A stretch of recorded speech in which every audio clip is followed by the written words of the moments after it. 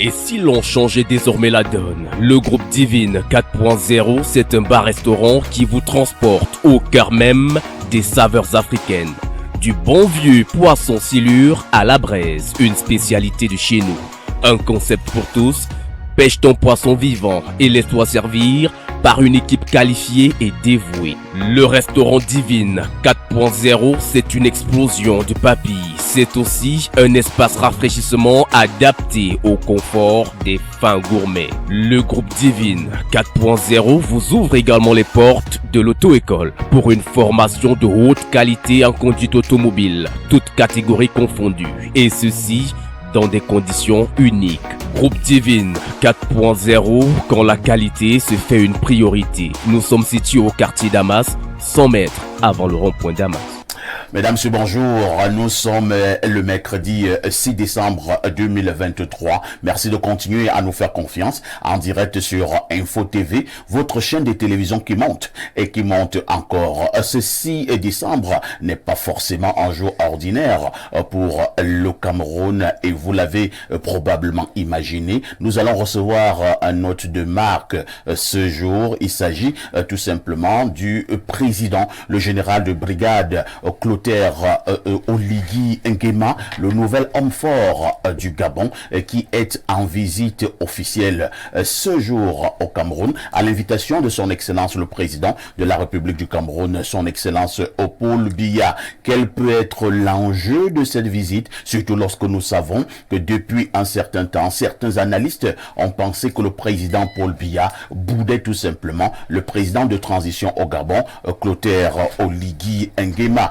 Ça y est, le Gabonais sera à Yaoundé. Il atterrit du côté de l'aéroport international Yaoundé-Simalène dans pratiquement 53 minutes. Il sera 11 heures du Cameroun lorsque l'avion ayant à son bord le président de transition au Gabon atterrira donc au niveau de l'aéroport international Yaoundé-Simalène. Il sera reçu par le président Paul Biya cet après-midi à partir de 15 heures. Ce sera au palais de l'Unité. De toutes les façons, c'est le focus de ce programme. Ce jour, on essaiera de comprendre la visite du général de brigade, le président Oligui Nguema en terre camerounaise. Quel enjeu pour cette visite officielle? Mais avant tout cela, on aura déjà pris la revue de la presse, la quintessence de l'information, parue en kiosque au Cameroun. Nous marquerons aussi un arrêt comme cela se doit tous les matins pour la dénonciation du jour. Ce fait de société qui vous énerve. À notre niveau, nous avons le courage de poser ce fait sur la table. Question de proposer quelques esquisses de solutions. 10h, 11h52, nous balayons le couloir, le meilleur couloir du 10-12 en télévision en Afrique au sud du Sahara. Au canal 317 sur Canal Plus International, vous êtes à pic sur la télévision du Vivre Ensemble. Nous accueillons ceux de nos invités qui sont déjà là. Dieu seul sait qu'ils ne sont pas encore nombreux pour la simple et unique raison que les routes de Yaoundé sont pratiquement entre guillemets coupées pour des raisons de la cause. Ce n'est pas évident de rejoindre le quartier Foulane à partir duquel nous émettons. Nous commençons donc par accueillir l'unique invité qui est déjà là ce matin. Il s'agit de Moubarak. Bonjour Moubarak. Bonjour Parfait ici et bonjour à tous vos milliers de téléspectateurs. Le mouvement citoyen des flankistes pour la paix et l'unité du Cameroun, par ma voix et par la voix de son président que je porte aujourd'hui, vous remercie pour cet honneur et cette confiance renouvelée que vous nous faites en nous associant à vos différentes tribunes. Nous vous remercions infiniment et souhaitons porter à l'endroit de vos milliers de téléspectateurs le message de paix, le message que le président exécutif a toujours porté à l'endroit des jeunes, celui de leur demander de continuer à faire confiance à la nation, celui de leur demander de continuer à faire confiance à la République en se disant qu'un avenir meilleur attend tous les Camerounais. Nous allons donc dire bonjour ce matin au président du mouvement des franquistes. Il s'agit de Rahim Noumeu. Merci. Il a un autre nom. Monsieur Mohamed. Voilà, c'est Mohamed Rahim Noumeu. C'est ça? Oui. Mohamed Rahim Noum, c'est le président du mouvement franquiste au Cameroun. Bien des choses à ce jeune et dynamique Camerounais. Nous allons également dire bonjour ce matin à tous ceux qui pensent que nous pouvons faire la politique autrement. Faire de la politique ne signifie pas qu'on doit se poignarder et surtout qu'on doit se donner des coups en dessous de la ceinture. Ce n'est pas du tout vrai.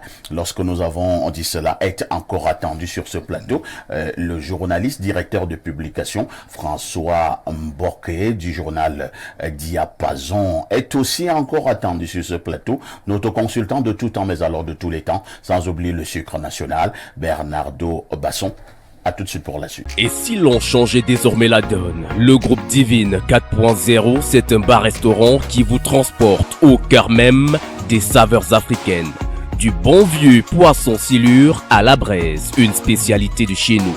Un concept pour tous, pêche ton poisson vivant et laisse-toi servir par une équipe qualifiée et dévouée. Le restaurant Divine 4.0, c'est une explosion de papilles. C'est aussi un espace rafraîchissement adapté au confort des fins gourmets. Le groupe Divine 4.0 vous ouvre également les portes de l'auto-école pour une formation de haute qualité en conduite automobile, toutes catégories confondues. Et ceci dans des conditions uniques. Groupe Divine 4.0, quand la qualité se fait une priorité. Nous sommes situés au quartier Damas, 100 mètres avant le rond-point Damas. Rosalie Guessélé, bonjour.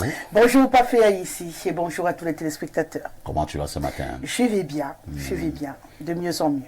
Jolie robe. Juste le vide qui est à ce niveau, mais sinon ça va. Quel vide? Tu sais, quand les fêtes approchent, il y a beaucoup de demandes. Ah, d'accord. Et quand ça ne fait pas du bruit, c'est compliqué. Ben, on dira plus que pratiquement 24 jours, hein, et ce sera la fin d'année. Oui. On dira au revoir à l'année 2023. Elle aura été remplie de beaucoup de choses, mais bon, on a hâte quand même que ça se termine. 2023 partira avec toutes ses maladies, avec tout son foirage. 2023 partira avec toutes ses méchancetés. Oui, oui. 2023 partira avec tous ses égoïsmes. Et bien sûr, on est avec sûr tous que ses 2024 sera mieux. J'en suis sûr. Nous espérons que 2024 sera mieux. Mais j'ai peur, parce qu'en réalité, lorsque vous vous projetez pour l'avenir, vous avez quand même quelques frayeurs. Alors, on a l'habitude de dire qu'on vous projetez, les mauvais effets se projettent aussi. Donc du coup, s'ils se projettent plus vite que vous partez les retrouver également l'année d'après.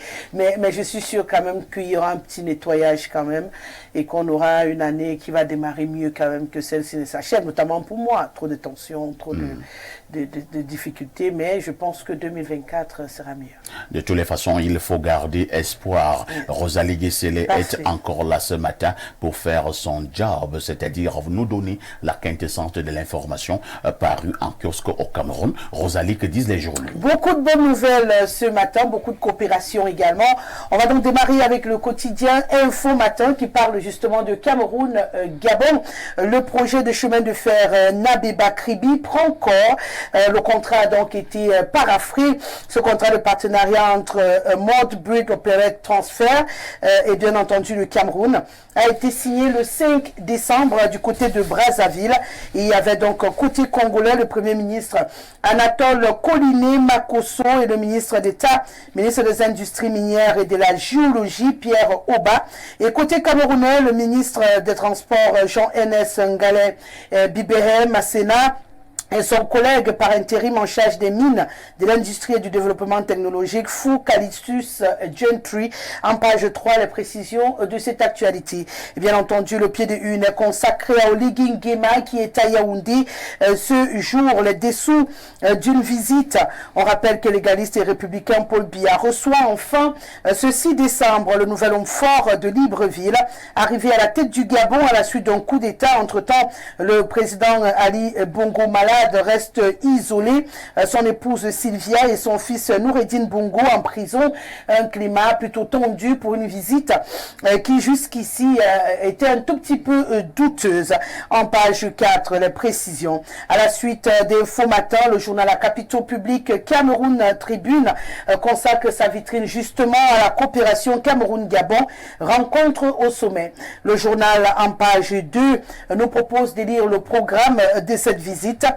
Il nous rappelle que le président de transition et président de la République congolaise, le général Brice Clotaire Oligui Nguema, arrive au Cameroun ce jour à l'invitation du président de la République, Paul Biya. Et bien sûr, au programme un tête-à-tête cet après-midi entre les deux chefs d'État au palais de l'Unité. Une information relayée également par des Guadan Post ce matin. Biya, général Oligui Nguema, audience, accouchement difficile. Bien entendu, des Guadan Post qui reviennent donc sur les difficultés qui ont soutenu cette visite, alors que le Cameroun dans l'Afrique centrale était dans le dernier pays qui n'avait pas ouvert ses portes au chef de la transition du côté du Gabon. Des Guadan Post revient donc sur les difficultés qui ont entouré cette visite désormais officielle qui aura donc lieu ce 6 décembre. Le quotidien Mutation consacre également un encadré à cette actualité en page 7. Épilogue, Oligui Nguema à Yaoundé. Mais la grande une s'intéresse à l'ordre national des médecins, état stationnaire. Bien entendu, la situation ne bouge plus. D'après le quotidien Mutation en page 3, les griefs qui ont été source de blocage de l'élection il y a 10 mois perdure malgré la médiation du secrétaire général du premier ministère. Le procès en irrégularité du scrutin prévu samedi se corse d'après ce que nous révèle le quotidien Mutation. La météo, le Tri-Hebdo est également dans les kiosques ce matin. Le journal se consacre à l'eau et l'énergie. Quelques actions du MINE en 2023 disponibles ce jour. Ces réalisations ont donc ce 2 décembre à Yaoundé été présentées à la commission des finances et du budget de l'Assemblée nationale par le ministre de l'eau et de l'énergie. En même temps, Gaston Elundou et Somba a soumis aux députés les perspectives 2024 de son ministère, dont l'enveloppe, faut-il le souligner, est de 319,2 milliards de francs CFA. Les pages 4 et 12 consacrées à cette actualité. Le journal La Météo, qui en pied de une consacre sa vitrine à une actualité importante du système éducatif camerounais. Musique obscène dans les établissements, l'interdiction formelle du professeur Etundingwa. Une lettre administrative irrélative à la semaine dernière été adressée aux délégués régionaux par le ministre de l'Éducation de base. Il s'agit de mettre un terme à l'utilisation des musiques ordurières, on peut faire le dire ainsi, dans les cérémonies organisées dans les différents établissements du système de l'éducation de base au Cameroun. Question de limiter les dérives. L'œil du Sahel parle également d'éducation, mais de l'enseignement supérieur. Le plan de sauvetage de l'université de Ngaoundéré, on le sait dans les dernières actualités de grosses tensions à Ngaoundéré, bien entendu, le journal, le tri-hebdomadaire régional d'information du Nord Cameroun nous informe qu'un plan a été mis sur pied pour redorer le blason de l'université de Ngaoundéré. Vous trouverez donc les détails en page 5 de ce journal. La nouvelle expression parle d'éducation, mais cette fois de grève des enseignants, une formule plus pernicieuse à quelques 10 jours du départ pour les congés de Noël. Même le gouvernement ne peut pas faire le bilan d'un premier trimestre totalement brouillé et bâclé. Tout le monde joue à l'hypocrisie face à l'école qui se meurt sûrement et l'avenir de la jeunesse camerounaise profondément hypothéqué en page 3. Le jour parle d'une autre bataille, la bataille judiciaire qui met en danger désormais Gaz du Cameroun. La menace pèse donc sur cette structure. On apprend qu'une plainte a été déposée contre la société camerounaise par l'entreprise américaine RSM Production Corporation. Le journal qui revient également sur cette sortie d'Albert Mambo Maka, le candidat à la présidentielle de l'Assemblée générale de l'Ordre des médecins, qui veut mettre en place une association virtuelle afin de résoudre les problèmes des médecins en temps réel au Cameroun. D'après donc Albert Mambo Maka, le médecin n'ira plus dans la rue présenter ses problèmes. À la suite du quotidien Le Jour, le Messager parle d'un autre tribunal, cette fois c'est le tribunal militaire, et nous propose ce que pense Angouan, le magistrat hors hiérarchie, qui donne donc un coup de pied dans la fourmilière des décisions de justice au Cameroun. Le journal qui consacre sa grande une en page 9 à l'Assemblée nationale, le SDF refait la loi de finances. Lui, Marie Cagdeux et ses camarades répercutent les préoccupations du peuple et exigent que le gouvernement marque un temps d'arrêt pour écouter les citoyens. Question ici en page 9 de revenir donc sur ce bras de fer qui s'est déjà ouvert du côté de l'Assemblée entre les députés dits de l'opposition et ceux de la majorité présidentielle face à la gestion et à la validation de la loi des finances pour l'exercice 2024. On le sait, la bataille autour de l'arrivée du document officiel devant être validé qui jusqu'ici fait couler beaucoup d'encre et de salive. Avec le flambeau, on parle de Pierre Gervais Ngouet II. Lui, bien entendu, c'est le président de la sous-section RDPC Seine-et-Marne, logé dans la section RDPC France-Nord. Il nous informe donc à travers une interview réalisée par le Flambeau qu'ils ont décidé d'appeler le président Paul Biya à être candidat en 2025 ou avant, en cas bien sûr d'élection anticipée au Cameroun. La diaspora camerounaise, notamment la sous-section RDPC Seine-et-Marne, logée dans la section RDPC France-Nord, appelle donc le président de la République à se présenter à la prochaine élection présidentielle au Cameroun. Et puis on va sortir avec le quotidien L'économie ce matin qui s'intéresse à la trajectoire, le parcours de Thierry Hott. Qui est Thierry Hott? D'après le journal en page 3, c'est le promoteur du Rebranding Africa Forum qui a reçu le prix du meilleur entrepreneur camerounais de la diaspora lors de la 2e édition de l'Economy Business Award qui s'est tenu le 29 novembre dernier, ici même au Cameroun, à Douala. Merci Rosalie Guesselé pour toutes ces informations parues en kiosque au Cameroun. Vous ne partez pas, c'est pour nous donner le fait saillant de l'actualité qui retiendra notre attention ce soir au 19h et au 20h. C'est clair qu'au-delà de la visite de Brice Clotaire au Légui Nguema, qui est l'actualité, question de tabler sur les enjeux, comme d'ailleurs vous allez sûrement le faire dans quelques minutes. Tout à fait. Et bien entendu, ce qu'il faut attendre de cette venue et le compte rendu de la visite, parce que c'est deux choses différentes, d'analyser la relation entre le Cameroun et le Gabon et parallèlement revenir sur le contenu et le compte rendu plat de cette visite. Ça nous intéresse, mais on va également s'intéresser à cette décision du professeur Laurent Sège Etundingwa qui vient quand même résoudre un problème qui dérange, peut-être on n'en parle pas beaucoup, mais la qualité de la musique qu'on utilise dans nos établissements pour faire parfois danser les enfants, où on a des musiques obscènes, on a des petits enfants de 2 ans, 3 ans, 6 ans qui s'extrêmement sur ces musiques-là, parfois qui ne comprennent pas, et on a des parents adultes estaciés, et puis l'enfant grandit en écoutant un vocabulaire parfois qui n'est pas agréable.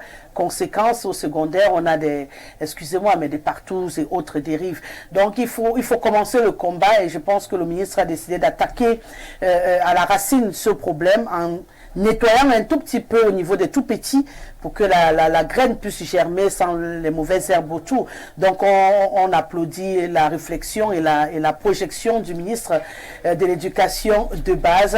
Donc automatiquement on sera ravis de pouvoir en parler dans notre journal de 19h et celui de 20h. Il faut dire que la préoccupation du ministre Laurent Serge Etundingwa, le ministre de l'Éducation de base au Cameroun, est une préoccupation importante, Rosalie. Le ministre vient de prendre une mesure, comme vous l'avez signalé, pas de musique obscène pour ces fêtes de fin d'année dans les établissements scolaires, que ce soit à la maternelle ou bien au primaire. Pour vous qui allez souvent dans ces organisations d'arbres de Noël, on voit souvent les tout petits danser. Innocemment, avec pourtant, des musiques, ça reste quand même dans l'esprit aussi. Et même des chorégraphies pas très enviables. Voilà. C'est-à-dire qu'on vous montre des enfants qui dansent comme ce qu'on voit dans les clips américains et tout ça. Bon, Donc, il n'y aura pas les musiques du genre Dougnou, Amadouignou. Même si ça, c'est même subtil. C'est subtil. Il y a d'autres qui sont plus creux. Non, il y en a qui vont jusqu'à décrire des actes sexuels. On le sait. Je ne voudrais pas me mettre à dos certains artistes. Je crois que la décision du ministre doit être même suivie par une action de censure du ministère de la Culture. Parce qu'à un moment donné, ça va dans tous les sens. On ne refuse pas, la sexualité est un sujet qui peut intéresser un artiste. Mais seulement quand tu es un artiste populaire ou qui n'a pas un style musical particulier comme la musique classique où on sait que les adeptes se comptent. Tu as une musique dansée par tout le monde, tu tiens au moins compte de cette musique-là lorsque tu la composes ou lorsque tu fais des paroles. C'est un peu dommage quand même, on s'est rendu compte que tout ce qui est en dessous de la ceinture plaît et du coup chacun ajoute 2 batteries, il passe son temps à écrire et c'est passé. Et dans 2-3 bars au Carrefour Formby, vous devenez star. Et puis vous devenez influenceur ou influenceuse? C'est le nouveau métier. Il faut que on essaye. Moi j'ai essayé, ça m'a dépassé. L'affaire de Toc Toc, ça m'a dépassé. J'ai constaté il ne faut pas abandonner, insiste. Insiste bébé. Quand tu prends un verre, tu fais un peu comme ça. Il y a 10 000 vues. Mais quand tu viens t'asseoir pour faire un petit speech trop intellectuel, non, il n'y a pas de vue. C'est pour toi là-bas. Ah non, c'est pour toi là-bas. Mais si tu prends un verre, tu bouges un peu et puis tu dénudes un tout petit peu. Voilà. Non, la semaine d'après, tu as 10 000 vues, quoi. Donc c'est dommage. Donc, on dira ce matin, félicitations et bravo au ministre de l'Éducation de base, le professeur Laurent-Serge Etundingwa pour cette mesure. Plus de musique obscène dans nos écoles maternelles et dans nos écoles primaires. Et je pense que la mesure ça devrait être contagieux, que les autres chefs de départements ministériels concernés, vous avez commencé à citer le ministère de la Culture, même le ministère de la Communication, enseignement secondaire, enseignement supérieur, et tout ce qui va avec, pour un monde meilleur. Oui. Pour un en tout cas, il a commencé en pensant à rassembler les personnes handicapées et les personnes entre guillemets dites normales dans les mêmes salles à partir de l'année prochaine, au niveau de la maternelle et du primaire, parce qu'ils ont trouvé que ça faisait marginaliser en séparant ces gens-là dès le début. Il y en a qui, quand ils cohabitent, il y a une sorte d'auto-fécondation et puis on a une communauté un peu plus compréhensive des réalités des handicapés. Donc voilà déjà une initiative qu'il a eu à prendre hier. Et quand il ajoute celle-ci, moi je peux que dire bravo aussi, tout commence à résonner ici. Si ça va aller. Rosalie. Parfait. À demain 10h. Avec le même plaisir et le même bonheur. Merci beaucoup. On aura donc retenu l'essentiel de la presse nationale dans notre pays est revenu justement sur cette visite de Brice Clotaire Oligui Nguema, le président de transition du côté de la République gabonaise, qui est donc en visite officielle à partir de 11h au Cameroun. De toutes les façons, c'est d'ailleurs le focus, nous l'avons dit, de ce programme ce jour. Le temps pour nous de marquer une deuxième touche pause. Et si l'on changeait désormais la donne? Le groupe Divine 4.0, c'est un bar-restaurant qui vous transporte au cœur même des saveurs africaines. Du bon vieux poisson silure à la braise, une spécialité de chez nous. Un concept pour tous, pêche ton poisson vivant et laisse-toi servir par une équipe qualifiée et dévouée. Le restaurant Divine 4.0, c'est une explosion de papilles. C'est aussi un espace rafraîchissement adapté au confort des fins gourmets. Le groupe Divine 4.0 vous ouvre également les portes de l'auto-école pour une formation de haute qualité en conduite automobile, toutes catégories confondues. Et ceci dans des conditions uniques. Groupe Divine 4.0, quand la qualité se fait une priorité. Nous sommes situés au quartier Damas, 100 mètres avant le rond-point Damas. Bernardo Basson, bonjour. Bonjour, parfait ici. Bonjour. On dira Dieu merci et nous vous avons sur le plateau. Oui. Vous avez dû batailler, dur. Heureusement qu'on avait un excellent conducteur, Jason Statham, parce que vu le contexte, ce n'était absolument pas facile. De toutes les façons, aujourd'hui, c'est la journée internationale ou mondiale de quoi? Malheureusement, rien. Oh là. Oui, aujourd'hui, le 6 décembre n'a pas été consacré par les organismes internationaux pour s'arrêter sur des questions de journée mondiale. Mais j'aurais pu, par exemple, arrêter sur ce que le ministre a levé comme interdiction. Et vous Le ministre Laurent Serge oui, Tondingwa. pourquoi est-ce qu'à l'école primaire, il n'y a pas que les enfants qui viennent danser? Il y a les adultes qui viennent les accompagner. Tout à fait. Donc quand vous nous empêchez d'écouter Dounou, quand vous nous empêchez d'écouter Insiste bébé, attrape-me-la, je pense que c'est un peu discriminant. Position 74. Attrape-me-la.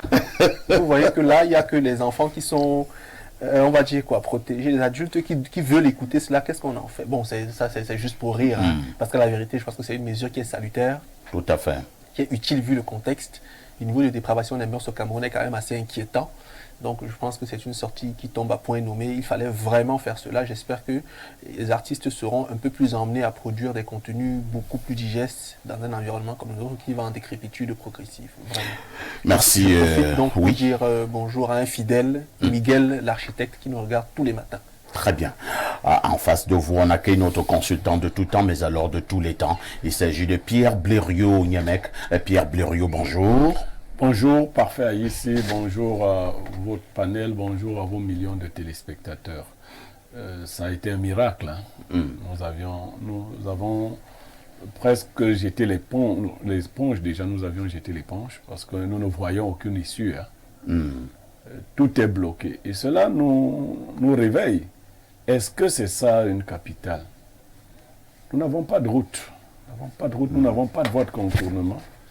Alors, il y a un groupe de militaires qui nous a reconnus, qui a essayé de faire ce qu'ils pouvaient, mais même eux ne pouvaient pas passer. Donc, heureusement, et Bernardo vous l'a dit, vous savez, je m'appelle en d'autres circonstances Jason Statham, le transporteur. Alors, Incroyable. moi, je faisais tout ce que vous ne pouvez pas imaginer. Trottoir, c'est moi. Parce qu'il fallait être là. De toutes les façons, vous êtes là, c'est ça qui est important. C'est pour des besoins de la cause, les routes sont bloquées. Nous allons recevoir un frère. On n'a pas le choix. Blériot, vous allez quand même nous donner la sagesse de ce matin. Ce n'est pas ce que vous faites qui vous grandit, c'est qui vous êtes. On peut reprendre. Ce n'est pas ce que vous faites qui vous grandit, mais c'est qui vous êtes. Ça veut dire quoi? Oui, les gens croient qu'ils sont grands par rapport à ce qu'ils font. Non, nous sommes grands par rapport à qui nous sommes. En général, quand quelqu'un dit « tu sais qui je suis », en fait, il ne parle pas de qui il est. Tout à fait. Il parle de ce qu'il fait ou de ce qu'il a. Il faut que les gens fassent attention. Tu sais qui je suis, c'est moi qui ai l'immeuble là. Vous voyez, il ne dit pas c'est moi qui occupe tel poste. Voilà, je suis au ministère de la Justice. Non, ça, ce que vous faites, ça ne nous grandit pas. C'est qui vous êtes, effectivement. C'est-à-dire un homme avenant, un homme simple, un homme humble, un homme humain. C'est ça qui vous grandit. Un homme qui a des principes moraux. Voilà, c'est ça que vous êtes. Vous n'êtes pas ce que vous faites. Merci beaucoup Pierre Blériot et on repasse rapidement la parole à Bernardo Basson pour nous donner la dénonciation de ce jour.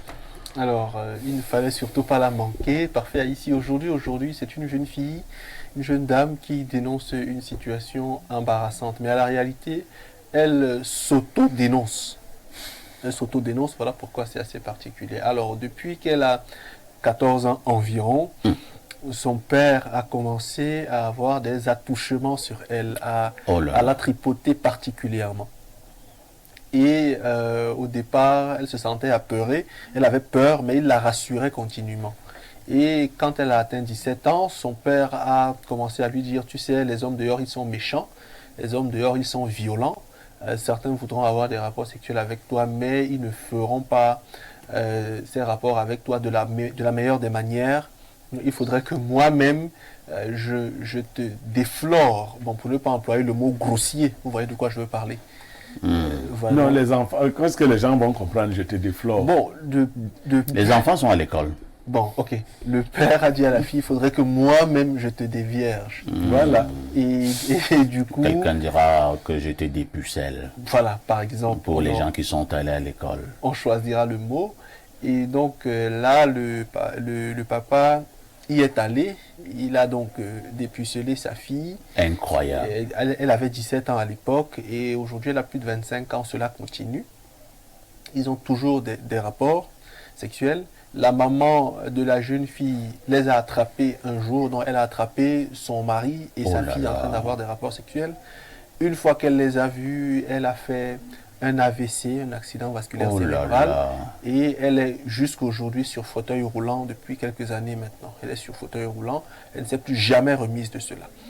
Et la jeune dame aujourd'hui se plaint de ce que lorsqu'elle va avec d'autres hommes pour avoir des rapports sexuels, le plaisir n'est pas le même. Donc elle a plus de plaisir avec son père. Avec son père qu'avec d'autres hommes. Donc elle estime que déjà c'est assez délicat pour elle de ne ressentir du plaisir, n'éprouver du plaisir qu'avec son père. En plus, elle a le remords de voir sa mère sur une chaise roulante. Elle ne sait vraiment pas quoi faire dans un tel contexte et donc elle aimerait avoir nos avis sur le sujet. Donc elle s'auto-dénonce elle-même, elle dénonce cette situation qui la dérange beaucoup. La maman est sur chaise roulante depuis combien d'années? Environ 5 ans. Environ 5 ans. La jeune dame a maintenant 25 ans. Elle a plus de 25 ans. Elle a commencé ce boulot lorsqu'elle avait 17 ans avec son papa. Bon, officiellement, le premier rapport s'est fait à environ 17 ans, mais les attouchements ont commencé depuis qu'elle a 14 ans. Alors, la maman qui est maintenant sur chaise roulante là, c'est elle qui a couché cette fille? Oui. Oui. Incroyable. Je suis un peu dépassé. Bon, on va passer la parole à Moubarak. Lorsqu'on est franquiste, on a une grande ouverture d'esprit, je suppose. Moubarak, votre commentaire. Non, mais cette ouverture-là, elle-même me dépasse. C'est-à-dire que c'est l'une des situations les moins confortables, sur lesquelles, les plus inconfortables, sur lesquelles on voudrait se prononcer, parce que, bon, on est d'abord un être humain, puis on est bantou, c'est-à-dire que nos mœurs nous gouvernent.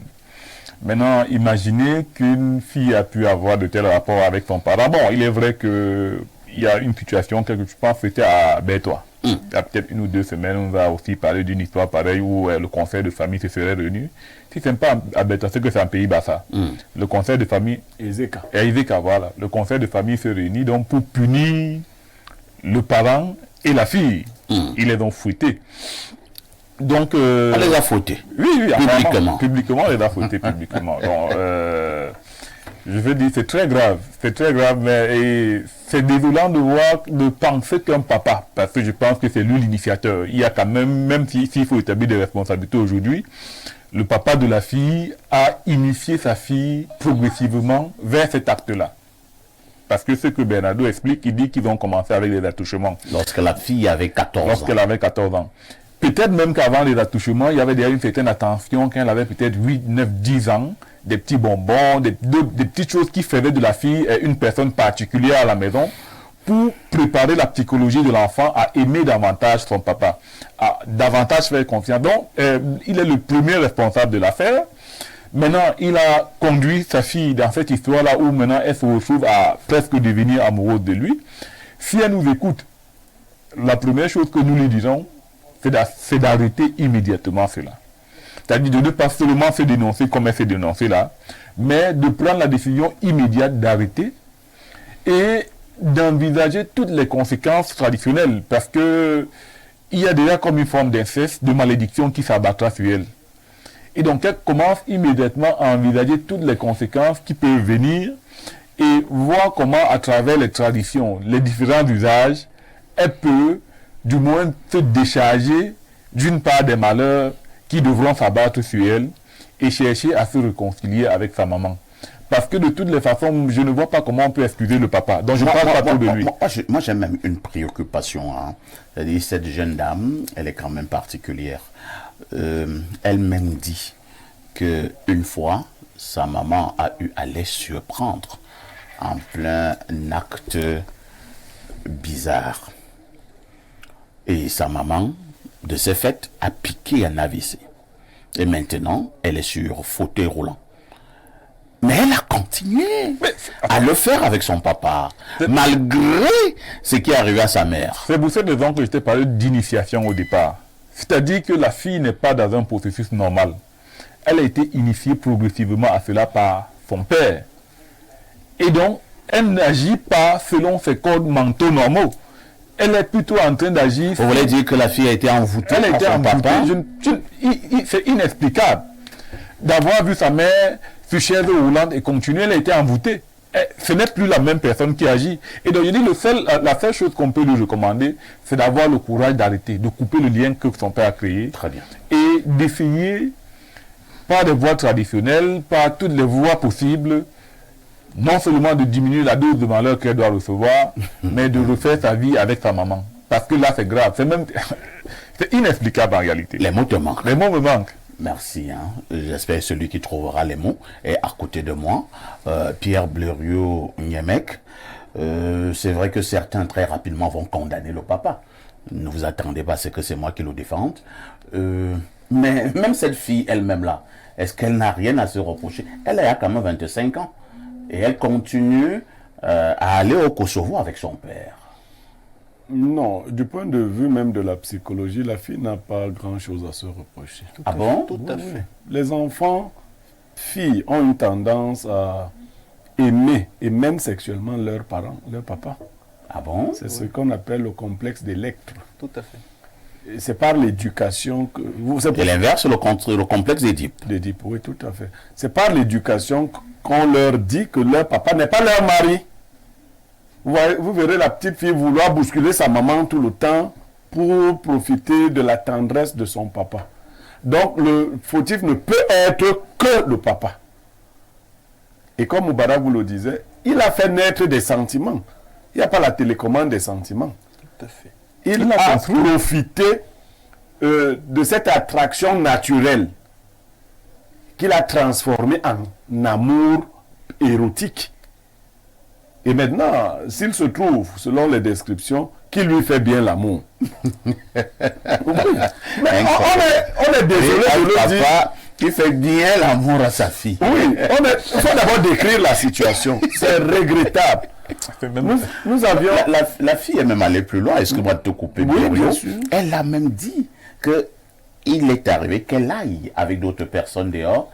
Elle n'a pas le même plaisir qu'elle a avec son papa. Bien évidemment. Et maintenant, elle est amoureuse de son papa. Je parle d'initiation de ce monstre. Ça, on a un nom comme ça dans la famille qui le faisait à ses filles. Ah bon? Alors la famille a programmé d'aller le traiter, d'aller lui donner la correction coutumière chez lui. Comme c'est un ancien militaire, il nous a annoncé qu'il a l'armée va nous tuer. Nous sommes arrivés et on a fait les médicaments qu'il fallait faire. On a rendu ses membres totalement apathiques. On lui a dit, mais viens avec ton arme. Maintenant, la famille est derrière. Et on lui a donné ses 50 coups aux fesses pour lui enlever le mbéagno, le nyoubé. Ça veut dire quoi? Bois. C'est cette malchance qui pousse un parent à aller. C'est une malchance. Donc, pour la fille, elle peut déjà savoir qu'elle est condamnée. Son père, lui, c'est un démon. On ne condamne pas les démons. Mais elle est condamnée. Et elle va le payer très cher. Elle a commencé à le payer par le handicap de sa maman. Si elle n'a pas pu trouver la force dans cette situation-là, donc, c'est là où vous avez raison. Parce qu'en voyant sa mère dans cet état, elle devait quand même se dire que non. Même si c'était un show. Tu discutes un show avec une voisine et la voisine tombe dans cet état-là, tu te dis quand même que c'est une mauvaise affaire. Mais ce n'est que le prélude des grands malheurs qui l'attendent elle. La souffrance de sa maman. Parce que maintenant, donc, elle devait s'arrêter. On a aussi la preuve là que dans cette famille-là, la tradition n'est pas suffisamment forte. Parce que les membres de la famille, ceux qui tiennent les mailles de la tradition, auraient déjà fait le nécessaire pour éliminer ce monsieur. Lorsque vous dites que les membres de la famille auraient déjà fait le nécessaire, est-ce que la maman sur chaise roulante s'est confiée à quelqu'un? Parce que le monsieur là, lui ne peut rien dire à quelqu'un de sa famille. Je présume même pas sa fille. Mais la maman, est-ce que la maman a parlé? Ils sont suffisamment avancés pour que la famille sache. Tout à fait. La famille, oui. Ça, c'est déjà le mariage. Eux ne sont plus, ils sont dans le mariage. La famille sait, ils sont déjà dans le mariage. Parfait, ici, si vous permettez, je vais même introduire, parce que M. Niemek présente comme élément de chute. Oui. C'est pas pour faire peur aux gens. Aujourd'hui, chez moi, à la maison, avec mes enfants, je les contrôle systématiquement. Contrôler comment? Ça veut dire, lorsque mon fils veut faire quelque chose, il va dire à ses frères que le père a même d'abord le ngambi. Une façon de dire que si vous allez faire une bêtise, moi je vais interroger, on va me dire. Donc que ce soit sur le plan physique, que ce soit dans les plans subtils, le gardien de la tradition a la mission de veiller sur la communauté. Donc ceux qui sont au village et qui sont garants de cette famille devraient passer au moins une fois par semaine par des interrogations avec les forces supérieures pour demander ce qui se passe. Où est-ce que je veux dire? Donc une veille permanente sur l'équilibre. Moi aujourd'hui, quand un ami à moi rencontre une fille, il m'envoie la photo. Et il me dit, mon frère, regarde d'abord s'il n'y a pas des énergies sales à apporter ici. Est-ce que les filles de tes amis vont encore te regarder? Ils me regardent. Il y en a, je ne veux pas dire non, mais ils savent comment ça se passe. Parce que le monde est tellement gâté, les gens ont tellement de sales énergies que c'est très compliqué. Très bien. Maintenant, pour revenir sur le cas de la fille parfaite. Non. C'est pas encore ton temps de parole. Bléreux n'avait pas encore fini. Je voulais juste chuter par là. Bléreux, vous allez continuer et chuter. Oui. Non, je disais que la famille, du point de vue de la tradition, devrait déjà anesthésier ce monsieur. Oh là là. Oui. Anesthésie. Oui. Enfin, ici, vous savez, la loi, en fait, le droit positif est arrivé et il semble favoriser certaines choses. Il faut castrer un papa qui couche avec ses enfants. Il faut le castrer. C'est vrai qu'il y en a qui m'écoutent, qui savent qu'ils font ça chez eux. Oui. Oui, ils disent que... Niamek, tu dis quoi comme ça? Mais Niamek, vous êtes en train de le dire là à la télé, et on est en train de rire. Au moment où nous parlons là, il y a des papas qui nous regardent et qui le font avec leurs filles. Oui, bien sûr, il y a des papas qui cassent et qui vont avec leurs filles. Il y en a même qui vont même, les papas qui vont avec leurs fils. Il y en a même qui ont eu des enfants. Des enfants. Non, Moubarak, tu as voulu couvrir quelque chose. Écoute, je dis qu'il y a des papas qui vont avec leurs filles. Il y a même des papas qui vont avec leurs fils. Il faut souligner qu'il y a des papas qui vont avec leurs fils. Ça, Satan habite désormais parmi nous. Ici. C'est compliqué. Ici. Même à Sodome et Gomorrhe, on n'a pas vu ce genre de choses. C'est quand même grave. Alors, maintenant, donc, au niveau, Moubara évoquait les problèmes, l'aspect traditionnel. Je pense que Bernardo ne sera pas très loin de là. La fille a eu le courage de se confier à nous. Je présume, si elle se confie à nous, c'est parce qu'elle veut sortir de cette affaire. Que faut-il faire pour que cette fille sorte de cette affaire? Il faut qu'elle donne vraiment des signes de quelqu'un, des preuves de quelqu'un qui veut sortir de là. En quoi faisant? Le fait déjà d'en parler, c'est déjà un signe. Elle en parle à qui? Non, elle est encore dans le privé. Mais attends, elle va pas se mettre dans la poste centrale. Non, elle va se rapprocher de ses oncles. Oui, c'est là-bas qu'elle... Là, c'est gâté. Elle va se rapprocher à la fois de ses pères, dont les frères de son père, et de ses oncles, les frères de sa mère, les soeurs de sa mère. Parce que c'est les deux familles qui vont venir la sauver de cette malédiction. C'est très grave. Ses oncles maternels doivent arriver là-bas et demander des comptes à ce vampire. Nous t'avons donné une femme, mais tu as confondu. Il y a des repas qu'on mange et des repas qu'on ne mange pas. Ça, c'est un délinquant coutumier. Les repas, quand tu as tes enfants filles, c'est les repas des autres. C'est comme ça que la nature a organisé le repas là. Tu as aussi pris la fille de quelqu'un. C'est terrible. Donc on va lui faire vomir ce repas là qu'il n'aurait jamais dû manger. Il faut qu'il le vomisse. On va faire des rites de sanation, de purification sur la fille. Sur lui, non. C'est perdu. Il faut le castrer spirituellement. Il ne faut plus qu'il soit capable de se mettre en érection. Merci beaucoup. Bernardo Basson, la fille, quelque part, démontre quand même qu'elle regrette son acte. Elle a eu à le faire depuis l'âge de 17 ans. Maintenant, elle a un peu plus de 25 ans, donc pratiquement 8 ou 9 ans qu'elle pratique cette affaire avec son papa, le monsieur qui l'a mise au monde. Que faut-il faire pour sortir de l'impasse? Elle a peut-être commencé à bien faire, parce qu'il n'est jamais trop tard pour bien faire, même si elle le fait, on va dire, relativement tardivement, il n'est jamais trop tard pour tenter quand même de sortir de là. Vous allez souligner 3 propos dans ma prise de parole. Le premier propos concerne l'interdit. En Afrique, lorsqu'on éduque l'enfant, on ne l'éduque pas en lui disant ce qu'il doit faire, mais on l'éduque en lui rappelant ce qui lui est interdit de faire. C'est comme ça qu'on éduque en Afrique. Et la nudité du parent est interdite. Ça, c'est le principe culturel, du moins chez nous les Bassa. Même chez nous. Voilà, par exemple, l'enfant ne doit pas voir la nudité de son Pas du parent. tout. C'est interdit. Tu peux la voir lorsque tu es beaucoup plus grand. Si ton père est malade, Oui, là, ta mère ce est sont des malade, cas tu exceptionnels. peux les laver. Tout à fait. Puisque c'est de l'aide dont l'intention fait. est saine. Mais pour une intention autre, il t'est interdit C'est la de malédiction. voir le parent nu. Justement, le deuxième propos, c'est que la conséquence de la vue de son parent nu dans des circonstances inadéquates entraîne la malédiction. Donc là, le père et la fille sont concomitamment maudits, déjà, d'après la tradition. La troisième chose maintenant, c'est la solution. Mais avant, je vais revenir sur l'aspect psychologique. À 14 ans, votre cerveau, c'est vrai, est déjà plus ou moins formé, mais il est encore suffisamment plastique. Il n'est pas encore suffisamment fermé. Et on peut encore lui suggérer des choses qui vont vous corrompre. Donc ce papa est un architecte de la destruction. Parce qu'il a commencé à suggérer des éléments à sa fille à un âge où elle était encore suffisamment manipulable, à 14 ans. Et il l'a entraîné dans cette Ça a été saleté. construit. Oui, c'est pourquoi je dis architecte du satanisme. Parce que la fille à 14 ans est encore manipulable, tu la manipules. À 17 ans, tu la manipules encore en lui faisant comprendre que les autres hommes seront violents envers elle, ils seront méchants envers elle. Donc tu construis en elle un attachement particulier vis-à-vis de toi. C'est une forme d'amour. Et puis c'est comme si le mec vous l'a dit, l'amour est un sentiment qui est violent parfois et qui ne distingue pas toujours les choses. C'est pourquoi une femme peut aimer un homme violent. Sachant qu'il est violent, mais elle va l'aimer.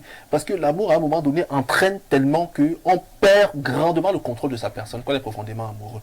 Et donc, la fille entre dans un système dans lequel, puisque le rapport sexuel est un moment d'intense plaisir, ces plaisirs, lorsque le corps s'habitue à les recevoir, ça devient compliqué de s'en détacher. Elle prend goût. Et on développe dans ce qu'on appelle en psychologie la compulsion. Ça veut dire un acte pour lequel tu es clairement sûr de la négativité, mais que tu vas poser irrésistiblement parce que l'élasticité du cerveau te contraint à ne passer par là que pour éprouver ton plaisir. Donc cette fille, en ce moment-ci, le rapport avec son père devient un rapport compulsif. Elle ne se contrôle vraiment plus. Et comme elle a commencé par lui à supposer, entre guillemets, et de façon diabolique, qu'il le fasse bien, d'autres personnes qui viendraient... Les démons comme ça, ça va faire l'amour. Hein. Par exemple, vous voyez, c'est un démon, ça il faut le dire, c'est un démon. Donc elle est vraiment... Puisque parfois tu fais ça à une autre dimension. Je ne peux même pas penser qu'il peut être Maintenant, parfois ici, il est également possible, vu ce lien-là, qu'il y ait une force négative qui se soit installée. Parce que lorsque, chez les chrétiens, Dieu vous dit, lorsque 2 et 3 sont réunis à mon nom, il m'appelle, je viens. Le diable aussi, lorsque 2 et 3 sont réunis là, avec une intention malsaine, lui aussi, il vient même plus rapidement. Vous comprenez. Il vient, il s'installe, il prend position, il prend possession de vos esprits et donc il vous commande. Donc, selon quels sont alors, les chrétiens, que doit faire la fille? Ou alors, qu'est-ce qu'on doit faire sur la fille? Les rois commencent déjà à le dire. Qu'est-ce que vous dites? Pour les religieux, honnêtement, je n'ai pas de solution parce que peut-être un prêtre exorciste, je ne sais pas. Mais dans la tradition, ce sera fonction du degré. On peut passer par des rituels de purification, comme il l'a dit. On peut arriver chez nous jusqu'à ce qu'on appelle l'idingo.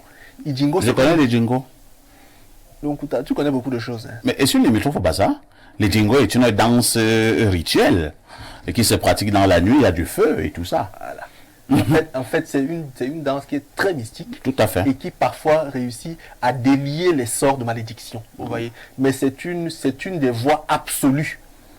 Mais au niveau relatif, on peut déjà commencer par déterminer l'entité éventuellement qui les dérange. Sans trahir le secret, on deal, entre guillemets, je passe. Mais on éloigne l'entité de ces Très personnes-là, bien. et puis après on purifie la fille. Mais pour le papa là, lui particulièrement... Qu'est-ce qu'on fait du papa? Non, lui, je pense qu'on doit lui retirer ses testicules. Oh là là. Non, oui, on lui retire ses testicules, on le laisse comme ça. Et Vous le puis- laissez seulement pour juste pour pisser. Mais, oui, Ou bien vous aimez aussi bloquer même ses urines. Bon, vous voulez donc seulement le tuer? non, tuer n'est pas... Chez nous, interdit de tuer. Donc, Ça veut dire quoi? comment on dit ça en français? Qu'il est chaud? Qu'il est mal. Donc ça dit il faut qu'il ressente la douleur. Donc, Qui est? Ça va étrangler au papa là. non, papa, c'est fort. Ok, Bernardo, on va lire quelques messages. Hein. Bonjour Perfecto, ce papa est un sataniste de la pire espèce. Il mérite la pendaison. Quel plaisir peut-on vraiment avoir en entretenant des actes sexuels récurrents avec son rejeton? La coutume doit le castrer. Ernest Zambo, journaliste depuis Etambafia. Merci. Autre message ce jour. Bonjour le maestro. Bonjour le maestro du micro, El Perfecto. Salut à vous tous sur le plateau et en particulier le sage Blériot et Bernardo. Je suis une fois de plus très content de vous recevoir en direct chez moi ce matin. Vous faites un magnifique boulot. Que Dieu continue de vous donner la bonne santé pour pouvoir être des nôtres tous les jours, de lundi à vendredi. Je voudrais chaleureusement ce matin vous rassurer que le 10h, 11h52 est vraiment la mort de l'audience en télévision en Afrique au sud du Sahara. Bonne émission, Sergent Yvan Wangé depuis Bakassi. Bonjour Souzof depuis Bakassi. Autre message, bonjour Perfecto. Il y a un monsieur en Crevetoni qui a arraché la femme de sa sœur. Et aujourd'hui, les disciples de ce monsieur osent parler du code éthique et moral. Le monsieur en question est celui que Moubara brandit comme... il faut faire très attention, hein, monsieur, avec ce genre de message. Vous pensez que moi je vais lire ça? Vous avez un autre problème. Bonjour, parfait, s'il te plaît. Je peux avoir le numéro de Bernardo? Il veut qu'on regarde sa copine. Les êtres humains adorent la mystique. Bonjour monsieur ici. Il faut flageller cette fille avec l'arbre de paix. Bonjour, salut particulier à Blériot et à Bernardo. Ce papa est un sorcier. La fille doit se purifier. C'est Marie de Douala. Je vous amène du côté de la Belgique, c'est le plus 32. Bonjour Info TV.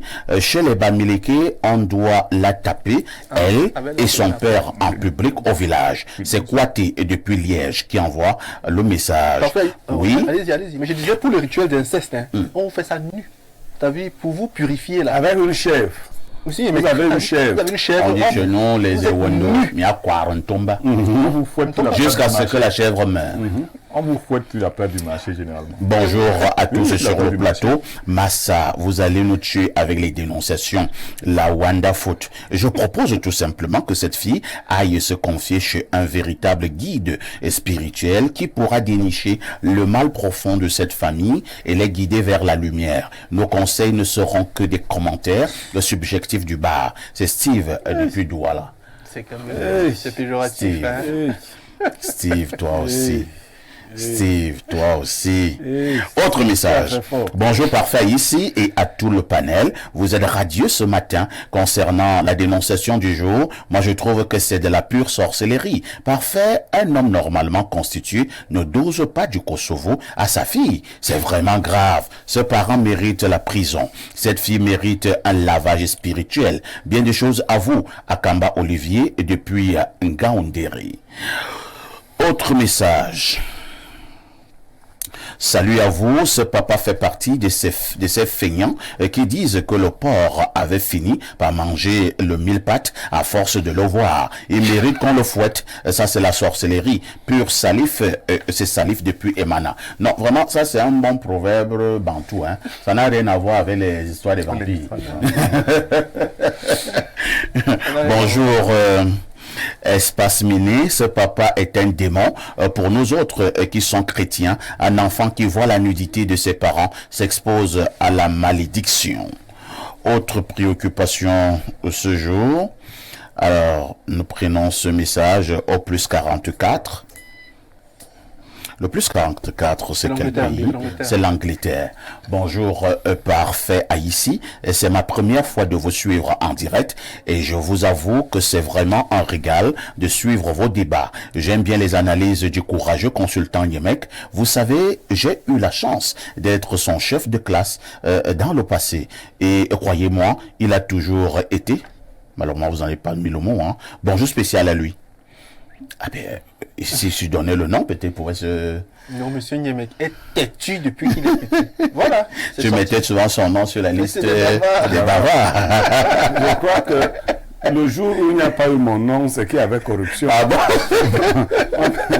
J'ai été chef de classe pendant 3 semaines. Après, on m'a enlevé parce que j'étais le plus grand désordonné de la salle. Bonjour le panel, et nous repartons là du côté de la Belgique, hein, le plus 32. Ce monsieur doit être castré et sa fille internée. C'est William depuis Bruxelles. Sa fille internée où? Non, il faut un suivi quand même. Elle n'a pas un problème, on doit aller à l'hôpital. Hein, Non, elle a un à problème. l'hôpital des Blancs. À ce niveau, elle doit déjà aller à l'hôpital des Blancs. Ah bon? D'un point de vue psychologique, quand même, elle doit être suivie. Si, psychologiquement parlant, elle était profondément affectée, elle ne parlerait même pas. Tu vois, Elle collabore. oui, oui. Il faut donc détruire cette collaboration. Non, ce n'est pas dans C'est pas l'hôpital l'hôpital. blanc. C'est pas La l'hôpital. fille, c'est... Il y a une entité qui Il faut déjà les les dérange. séparer physiquement. Déjà. D'abord. Il faut les Parce séparer que je pense physiquement. qu'ils sont déjà arrivés à un niveau Faut les séparer si ils se physiquement. regardent seulement dans les yeux comme ça, Ils s'en ils vont. recommencent. Enfin, ici, écoutez ce que monsieur Niemek dit. Faut les séparer. Pourquoi est-ce qu'il le dit? Déjà, dans les sciences mystiques, les choses qui ont été en contact physiquement continuent d'être en contact, même si le contact physique disparaît. Même si tu ne sais pas physiquement, mystiquement, si ce monsieur est sorcier, il peut, avec des couches de nuit, toujours avoir des rapports avec elle. Donc, il faut les séparer physiquement d'abord, et également, mystiquement, il faut les séparer. Et là, les prêtres savent très bien le faire, comme également dans la tradition, on sait très bien le faire. Donc, il faut qu'elle se confie à un guide spirituel qui va vraiment l'aider. Bonjour très cher parfait, que Dieu vous fortifie dans cette importante mission d'édification des masses. Que vos brillants panélistes soient également bénis pour leur éclairage. Notre pays a besoin de vous, de ce genre d'émission, surtout en ce temps de la fin. Merci à vous tous. C'est Gilles, administrateur civil depuis la France, qui envoie le message. Autre préoccupation, bonjour parfait. Je ne sais pas comment qualifier cet acte, mais les personnes comme celle-là méritent d'être pendues ou brûlées vives. C'est Patrick Assoumou depuis Happy qui envoie le message. Lisons une dernière préoccupation. Hein. Bonjour parfait, il y a ton riche panel. Que cette fille aille du côté de Mbalmayo et saute du nouveau pont sur l'oignon. Si elle ressort, elle est sauvée. Bon, on constate que tu veux seulement tuer cette fille pour rien. Tu as lancé le caillou, comme disent les Ivoiriens, l'oiseau a vu. Cette fille ne mourra pas. On va la sauver sur le plan traditionnel. Un verre d'eau s'impose. Et si l'on changeait désormais la donne? Le groupe Divine 4.0, c'est un bar-restaurant qui vous transporte au cœur même des saveurs africaines. Du bon vieux poisson silure à la braise, une spécialité de chez nous. Un concept pour tous, pêche ton poisson vivant et laisse-toi servir par une équipe qualifiée et dévouée. Le restaurant Divine 4.0, c'est une explosion de papilles. C'est aussi un espace rafraîchissement adapté au confort des fins gourmets. Le groupe Divine 4.0 vous ouvre également les portes de l'auto-école pour une formation de haute qualité en conduite automobile, toutes catégories confondues. Et ceci dans des conditions uniques. Groupe Divine 4.0, quand la qualité se fait une priorité. Nous sommes situés au quartier Damas, 100 mètres avant le rond-point Damas. Bon retour sur ce plateau d'Espace Billy. Je ne vous donnerai pas les nombreux commentaires en off, hein, que d'histoire, que d'aventure. Contentez-vous de la visite de Brice Clotaire Oligui Nguema, fait précéder de général de brigade, son excellence, donc Brice Clotaire Oligui Nguema, qui est en terre camerounaise en principe depuis 10 minutes, en principe, si l'on s'en tient au programme officiel venu du cabinet civil de la présidence de la République du Cameroun, l'avion ayant à son bord le général de brigade, le président de transition du Gabon, Brice Clotaire Oligui Nguema, devait atterrir à l'aéroport de Yaoundé en Simalène à partir de 11h heure du Cameroun, en visite officielle à l'invitation du président de la République du Cameroun, son Excellence Paul Biya. Ce matin, nous posons un regard, nous posons une interrogation. Le président Oligui Nguema, enfin au Cameroun, quel enjeu? Je commence par Moubarak. Avant que nous parlions des enjeux, quel est quand même le commentaire global que vous posez sur cette visite d'Oligui Nguema en terre camerounaise?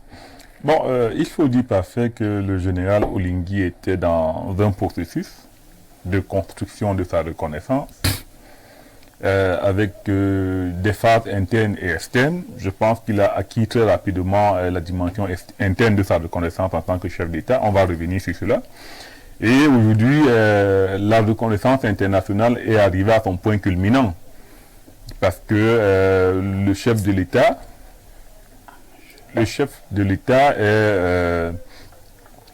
Paul Biya est pour l'Afrique centrale la principale figure étatique qui n'avait pas encore donné véritablement son adoubement au général Brice Oligui. Donc cette visite-là, c'est la première lecture qu'on peut en faire.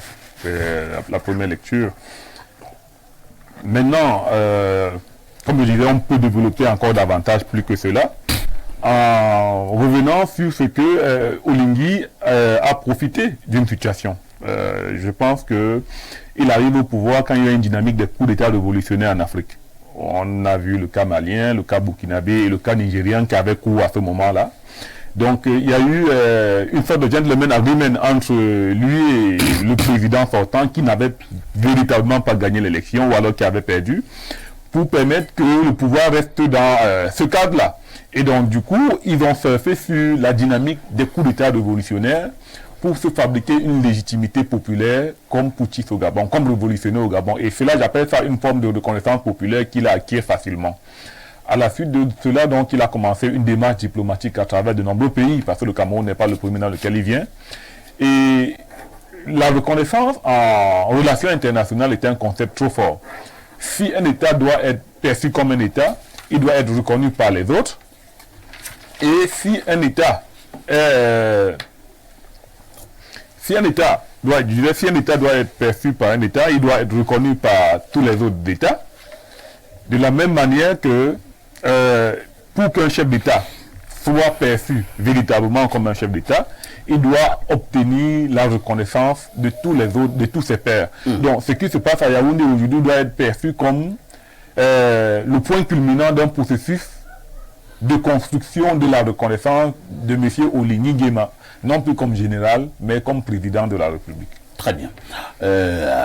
Bernardo Basson, ce n'est un secret pour personne. Hein. On va dire que Oligui Nguema, depuis, je pense, le 30 août, où il est arrivé au pouvoir par un coup de force du côté du Gabon, il a fait le tour des pays de la sous-région, notamment en allant du côté de la Guinée équatoriale, où il a été reçu par le président Obiangema Mbazogo. Il est allé du côté du Congo, où il a été reçu par le président Sassou Nguesso, pour ne prendre que ces exemples. Il est même allé dans d'autres pays où il a également été reçu. Mais au niveau du Cameroun, le Cameroun qui reste, quoi qu'on dise, le géant de l'Afrique centrale, on avait la nette impression que le président Paul Biya boudait le président Oligui Nguema. Maintenant, ça y est, le président camerounais va le recevoir.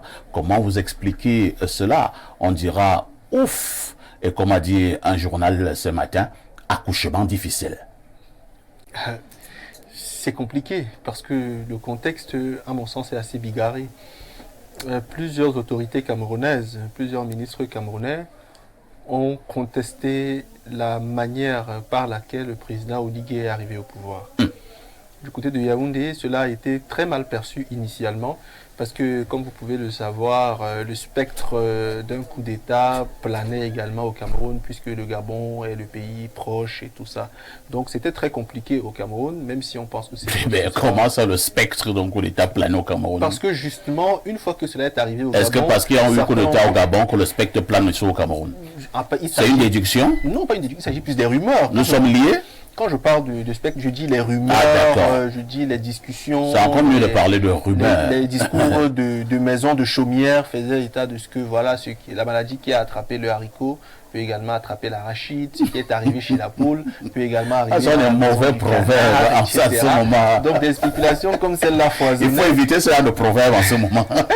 À tel point que voilà, il n'a pas été vraiment accepté dès l'entame. C'est pour ça que Moubarak disait tout à l'heure qu'il s'inscrit dans une dynamique dans laquelle il veut légitimer sa prise de pouvoir, qui à mon sens me pose problème déjà fondamentalement. Parce que le président Oligui est un président de transition à mon sens.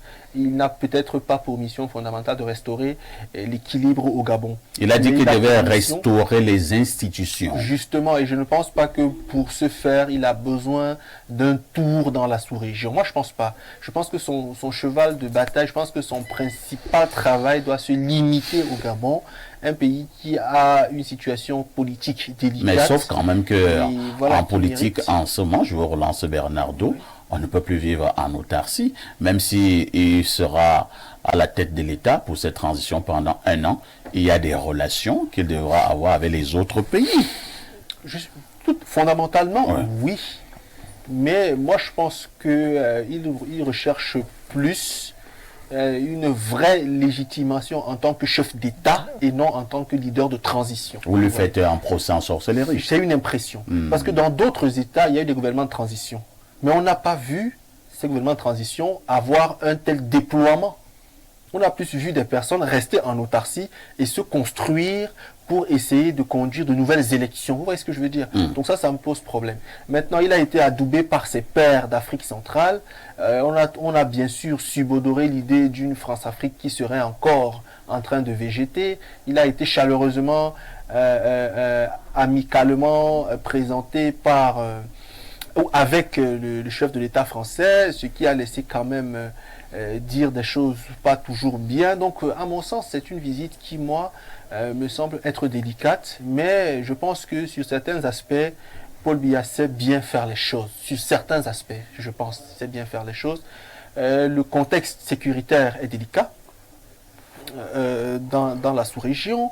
Le contexte économique également est délicat. Je pense que pour que le Gabon soit suffisamment solide, il faudrait quand même qu'il y ait une action économique concertée. Je pense que ça rentre dans les enjeux que tout à l'heure vous avez évoqués. Donc, moi, je pense que le contexte est tellement difficile que c'est compliqué de se prononcer de façon fixe sur sa venue. Merci Bernardo. Bernardo qui préfère être réservé et surtout même mesuré par rapport à cette visite de Oligui Nguema en terre camerounaise. Pierre Blériot Niemek Oligui Nguema finalement en terre camerounaise. On dira que il va finalement recevoir l'onction du président Paul Biya. Bon, c'est déjà une visite marathon. Il arrive aujourd'hui et il rentre aujourd'hui. Tout à fait. C'est une visite officielle, les internationalistes sont là. Ce n'est pas une visite d'État. Ça veut dire que le président de la République n'a pas donné un caractère festif à cette rencontre. Ils vont aborder les questions qui lient les pays et les questions qui préoccupent le président Paul Biya, particulièrement sur la situation du Gabon. Parce que le président Paul Biya accorde une attention particulière à la situation qui sévit au Gabon.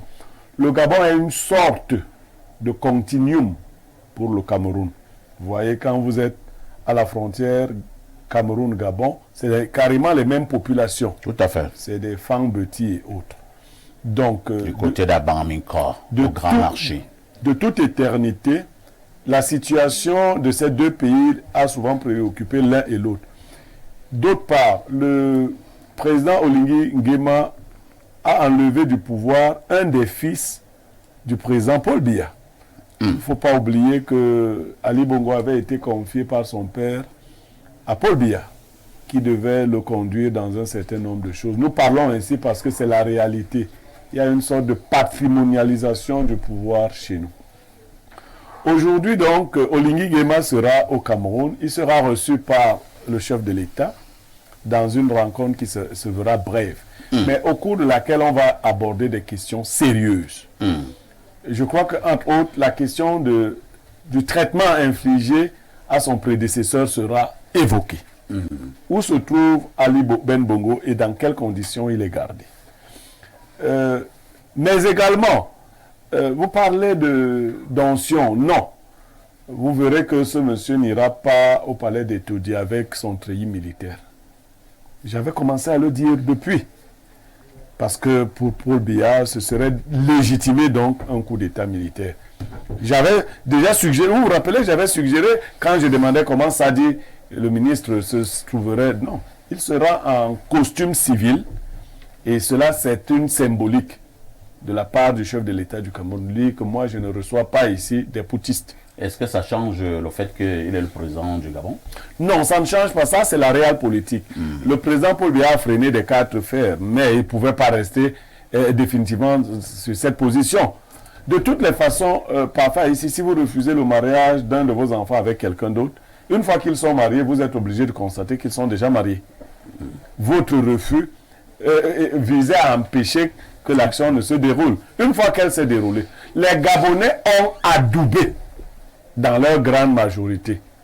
Est-ce une bonne chose? Personnellement, je dis non. Mais ils ont adoubé leur chef d'État. Ben nous, qui allons continuer à nous opposer, en quelle qualité? Il n'est pas le président des Camerounais. Hein? Il est le président des Gabonais. Donc, que nous disions ici que nous ne voulons pas de lui, ça ne changera pas grand-chose. Mais ce que nous devons éviter, c'est de donner le sentiment que nous avons cautionné. Il ne faut pas cautionner. Parce que vous refusiez des adages ici. Si vous cautionnez, il y a un adage... Vous allez donc ramener vos adages villageois. Non, il y a un adage ivoirien qui dit, de la manière tu viens au pouvoir, c'est comme ça tu quittes le pouvoir. Je vous conseille d'être un peu plus réservé sur vos adages là. On va accueillir un vieux de la vieille qui vient là au pas de course parce que il a estimé qu'il avait donné son OK, mais je présume que c'est pour des raisons indépendantes de sa très bonne volonté qu'il vient en retard. François Mboké, bonjour. Bonjour mon cher, bonjour à tous mes amis en studio, bonjour à tous ceux qui nous regardent par le monde. Il faut 4 heures de temps pour traverser la ville, arriver en studio. Vraiment. Mais vous savez, un vrai journaliste, c'est le réseau. Il rome, mais il plie, mais il ne rompt pas, jusqu'à atteindre l'objectif. Finalement, vous êtes en studio. Je suis en studio, même s'il fallait arriver à moins 5, à moins 2. Les routes à Yaoundé sont barrées, ouais. Parce qu'Oligui Nguema est là. Et ça a questionné. Ce n'est pas la première fois que nous avons des visites officielles. Cette fois, c'est comme si des gens ont été surpris et que la police de la route, tout confondu, n'a pas été déployée. Est-ce qu'ils ne suivent pas libre expression sur Info TV? Ou bien quand je parle ici, ils trouvent que Haïti est un comédien. Mais vraiment, c'est étonnant. François Mboké, j'avais un thème en exclusivité dimanche dernier où j'ai affirmé que Oligui Nguema sera au Cameroun aujourd'hui, 6 décembre. On a dit, ah, ici c'est un soulard. Mais non, voilà donc à Yaoundé. Il arrive à Yaoundé, il y a les bouchons partout. Allez, maintenant, même les gardiens des sociétés sont obligés de sortir pour essayer de fluidifier la circulation. Alors que nous avons d'habitude, nous savons, lorsqu'il y a une visite officielle comme celle-là, nous savons des points où on peut, par lesquels on passe pour traverser la ville. Aujourd'hui, c'était la confusion totale. Ça veut dire que je serais parti de Douala ou de Bafoussam à 8 h et arriver ici et faire l'émission tranquillement. De toutes les façons, François Mboké, vous êtes déjà en studio à 35 minutes de la fin de ce programme, ou même à 30 minutes. Mais je vous vois quand même garder de médailles là. Vous êtes venu intimider qui est en studio, François Mboké? Non, je vous ai reçu déjà une trentaine de fois sur les plateaux de télévision. Je vous avais jamais vu avec autant de médailles. Oui. Vous êtes là comme un ancien combattant. Oui. Je l'ai dit d'entrée ici. Le journaliste est aussi ce combattant. On a tendance à l'ignorer. Il faut bien que la prochaine fois, je vous vois aussi garder de ces médailles parce que le combat que nous faisons... Mais j'en ai déjà une. Voilà, il faut donc compléter... Voilà. Vous en avez à 3. Ça fait 26 années de service, 10 sans discontinuer. Donc, je pense pouvoir les mériter et je suis fier de les aborder. Je suis venu vous les présenter ici en priorité. Merci. Parce que ça fait 3 semaines que le ministre de la Communication nous les a épinglés. Et saluer également les frères et sœurs qui nous regardent partout et qui nous accompagnent, nous soutiennent au quotidien. Et évidemment, accueillir le président Olivier Oligui qui arrive et dont les Camerounais semblent encore sceptiques.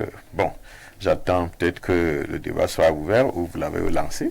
On a lancé le débat, mais je voulais d'abord que nous puissions tourner la page des médailles en disant qu'un bon Africain, après l'émission, vous savez ce qu'il vous reste à faire. C'est prévu. D'accord. Et vous gardez donc justement le microphone à François Mboké, qui est journaliste et qui n'est plus à présenter au Cameroun et dans bon nombre de pays africains. C'est le patron du journal Diapason. François Mboké, quel enjeu pour cette visite du président de transition au Gabon en terre camerounaise? Je pense que vous avez vu notre journal ce matin, nous avons dit l'ancien suprême. Olivier est là depuis le 30... Oligui, il est là depuis le 30 août. Dans quelques jours, il fera 100 jours. Et dans les traditions africaines, lorsque un vieux vous transmet son héritage, il y a ce qu'on appelle la période de décence. Beaucoup ont spéculé sur est-ce que le président Biya le recevra, est-ce qu'il va valider le coup d'État? Non.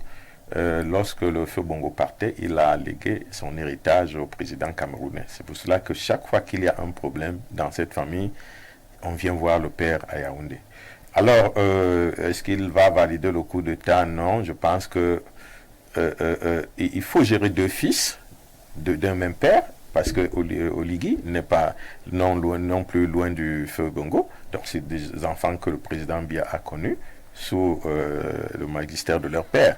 Donc, maintenant, il faut trancher quand même une guerre.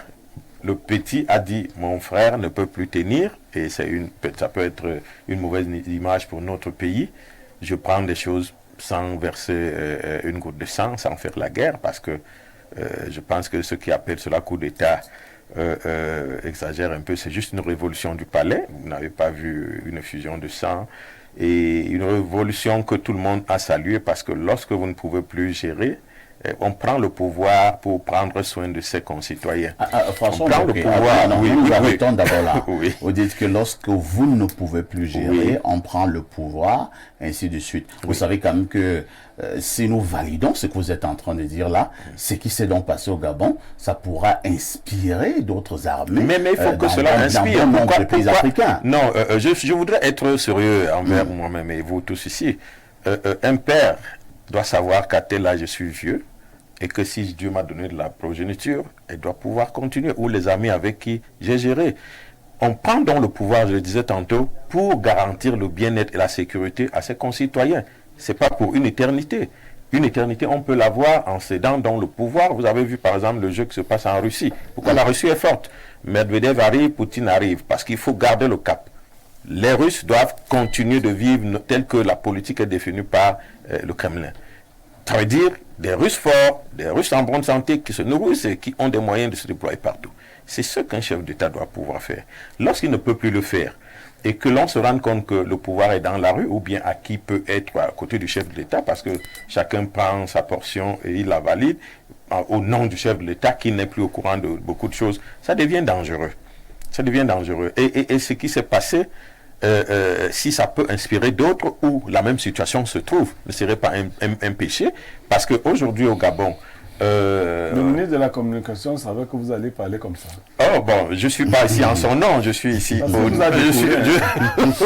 Oui, et s'il m'a décoré, il sait que ce que je dis est vrai et que vous, les compatriotes, vous ne détestez pas ce que je dis. Moi, j'adore ce que tu viens de dire là. Moi, donc, je pense que sérieusement, lorsque le pouvoir est à ce niveau, il fallait sauver le pays. Aujourd'hui au Gabon, vous avez vu en moins de 100 jours, tout le monde ne peut pas ressentir la fraîcheur.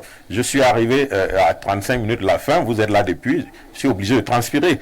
Mais vous êtes obligé de rester dans la fraîcheur parce que vous avez eu le temps de vous accommoder avec la climatisation. C'est comme cela que la vie, même d'un pays, même d'une famille, doit se passer. Chacun, à son niveau, suivant ses efforts, ressentira les effets d'une révolution qui va être économique, qui va être social, qui va même être politique. Et donc, peut-être pour embrayer, il y a quelque chose qui va changer dans la zone CEMAC.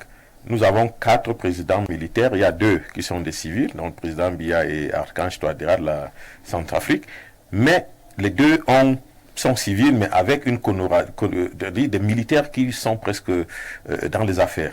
Donc ça voudrait dire que il suffit que nous ayons aujourd'hui des règles. Clairement, François. Des règles. Non, ça veut dire qu'il y a une révolution. 6 sur 6.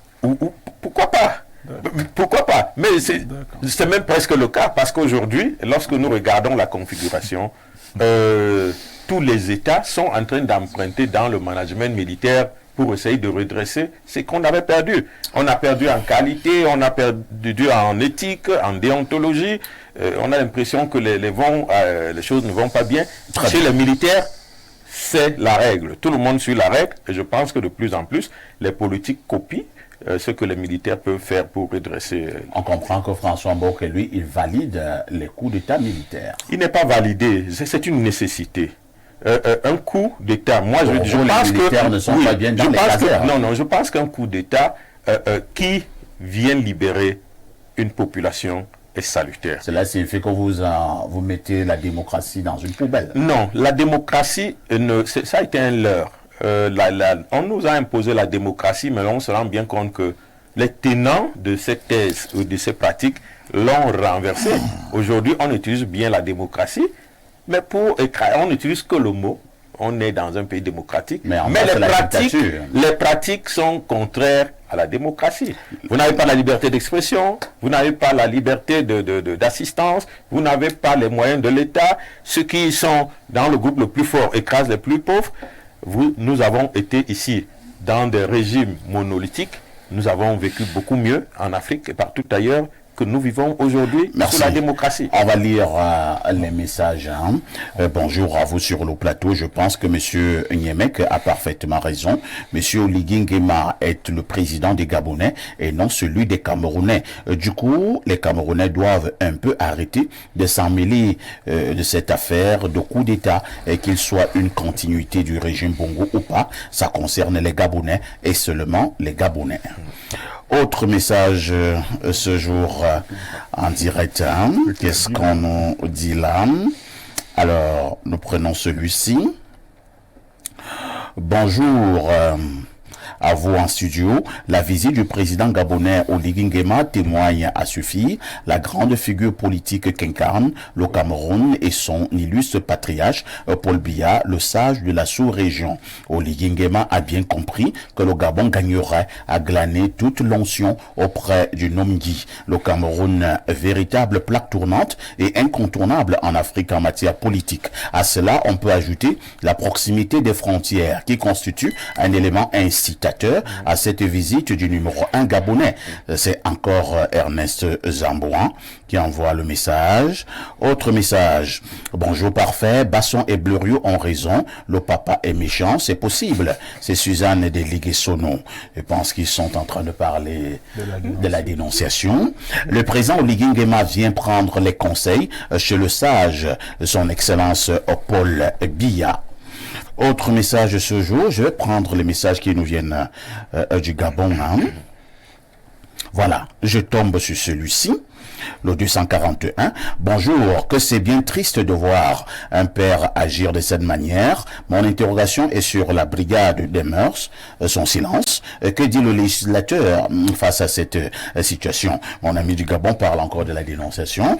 J'aurais voulu qu'il puisse s'appesantir sur la visite de leur numéro 1. Alors, on prend d'autres messages très rapidement. Je tombe encore sur un autre message du Gabon, dans l'espoir que lui parlera de la visite.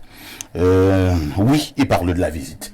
Et qu'est-ce qu'il nous dit? Bonjour Monsieur Parfait, ici je suis un fervent téléspectateur de votre émission. Monsieur Parfait, le président Oligui Nguema est obligé de parcourir le monde pour essayer d'expliquer son acte, car notre pays était vraiment déjà vendu. Avec tout ce que nous découvrons actuellement, notre pays était déjà vendu.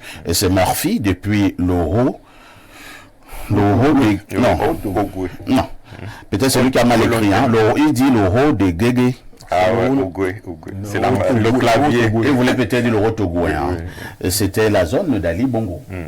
C'est ça. Alors, je choisis d'abord les messages qui nous viennent du Gabon. Hein. Je tombe encore sur celui-ci, le 241. Bonjour, parfait ici. Que ta journaliste qui fait la revue de presse... oh là là. Non. Vous n'allez pas parler comme ça de ma collègue.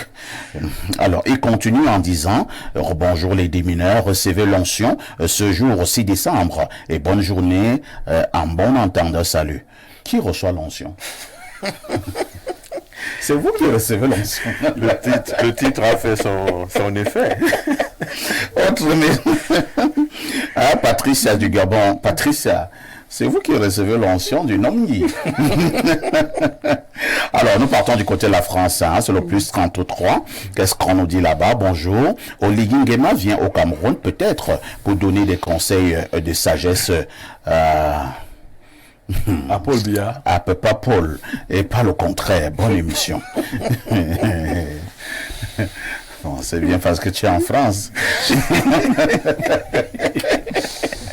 Un autre message ce jour. Bonjour, vraiment j'aime votre émission. C'est Kevin depuis Menganga. Cet homme doit être castré et pendu par la suite. Merci vraiment pour cette émission. Elle est éducative pour les jeunes et parents égarés. Je choisis encore un message qui nous vient du Gabon. Je cherche un message qui nous vient du Gabon. Alors, mon téléphone m'a signalé un message du Gabon tout à l'heure. Oh là là. Oh là là. Ce message du Gabon, il est parti. Hein. Bon, on va prendre un autre. Allons d'abord du côté de l'Algérie, c'est le 213. Qu'est-ce qu'on nous dit là-bas? Bonjour parfait, alias tonton Adalbert. Si ça peut te faire passer une belle journée, tant mieux. Pardon, ce matin, je veux juste dire aux Camerounais que depuis que les militaires ont pris le pouvoir au Mali, au Niger, au Burkina, les choses sont en train de changer. Il n'y a plus de coupure d'électricité.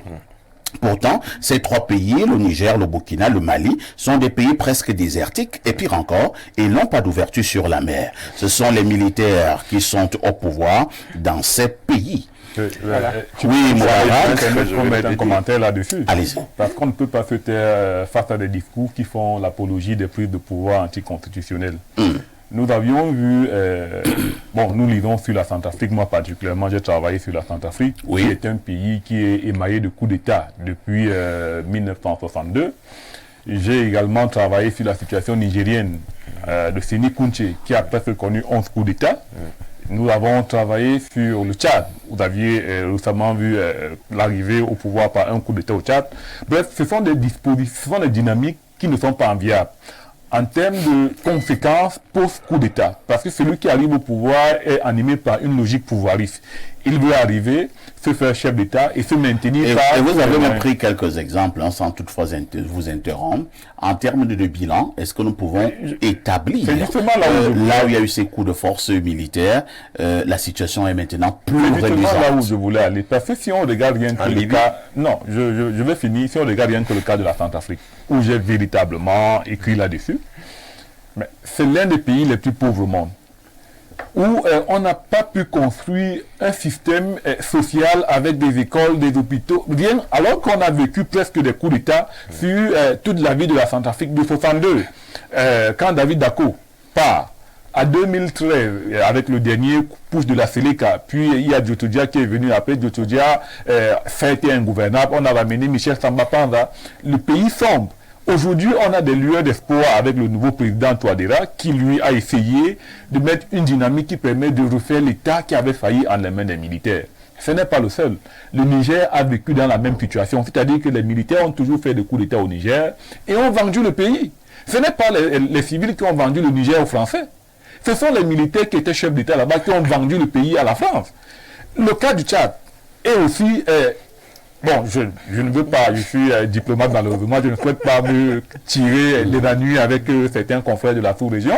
Sinon, nous avions vu que le Tchad également Northern aujourd'hui. Donc, chez vous, les diplomates, quand c'est le Niger, comme c'est loin, tu Non, parles. non, je veux dire que je ne veux pas exagérer. Tu viens de dire là sur le Niger. Dis seulement ça pour le Tchad. Je ne veux pas exagérer. Ce que j'essaie de dire, c'est que Mahamad voyage, il vient voir.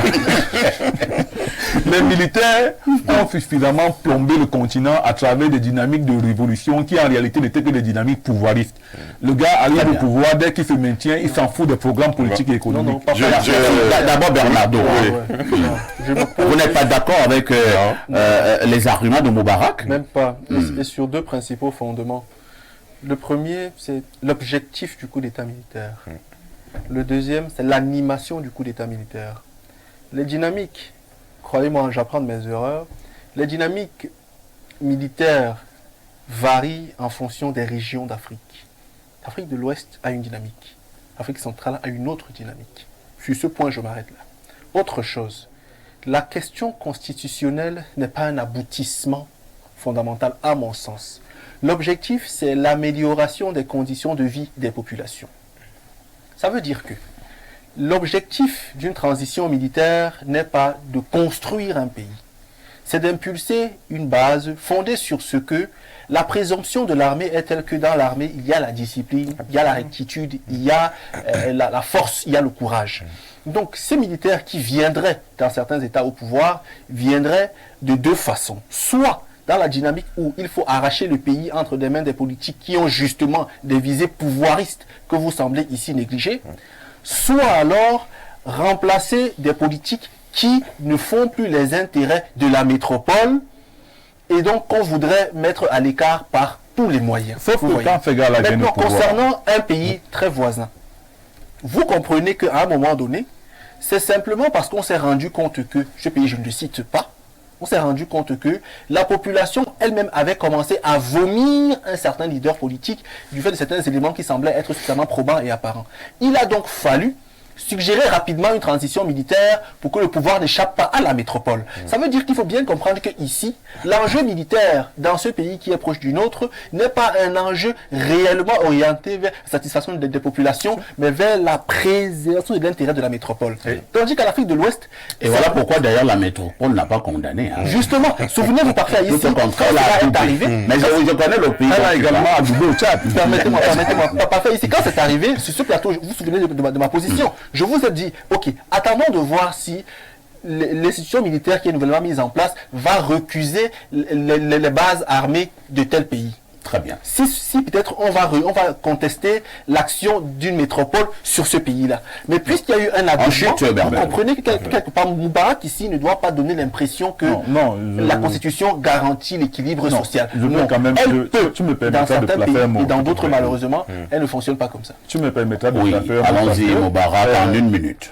Même si aujourd'hui en Afrique de l'Ouest, on se rend compte qu'on a des putschistes qui ont semblé se couper de l'ancienne métropole, la métropole hexagonienne. On ne cite pas. Aujourd'hui, quand même, on se rend compte qu'ils sont en train de se ruer vers une nouvelle métropole. C'est qu'on quitte d'un mari pour aller vers un autre. C'est ça la réalité.